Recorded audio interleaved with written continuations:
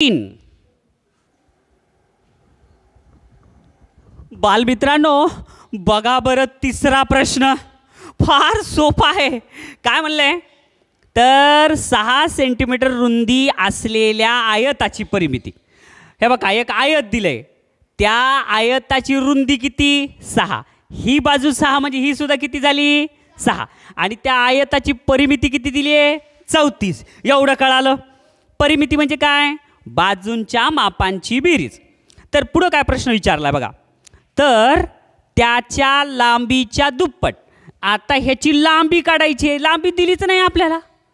आलं का लक्षात, परिमिती दिली आहे आणि रुंदी दिली आहे, लांबी काढायची.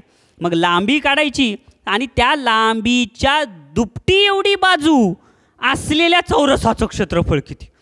आलं का लक्षात, गणेशकडं जेवढे रुपये आहेत त्याच्या दुप्पट विजयकडं रुपये आहेत. मग काढावं लागेल ना, लांबी काढा पहिलं. मग आता आपल्याला प्रश्न बघा, एका प्रश्नात 3 प्रश्न दिलेत.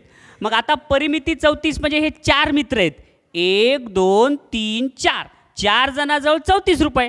मग ह्याच्याकडं 6 म्हणजे ह्याच्याकडं सुद्धा किती झाले रे 6. मग 34 मधून 12 वजा केले, उरले किती 22. म्हणजे ह्या दोघांकडं 22 म्हणजे ह्याच्याकडे किती झाले, दोघांकडं समान रुपये असतात म्हणून ह्याच्याकडं 11 आणि ह्याच्याकडं 11 रुपये. कळालं.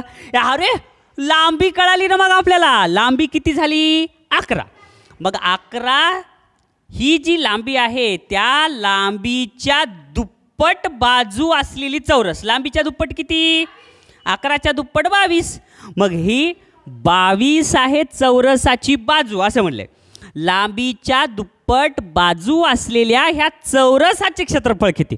मग चौरसाच्या क्षेत्रफळाचं सूत्र काय, बाजूचा वर्ग. बाजूचा वर्ग म्हणजे बाजू गुणिले बाजू, बाजू गुणिले बाजू म्हणजे 22 गुणिले 22, आणि 22 गुणिले 22 म्हणजे येतंय किती, पर्याय नंबर 484 चौरस सेंटीमीटर. समजलं.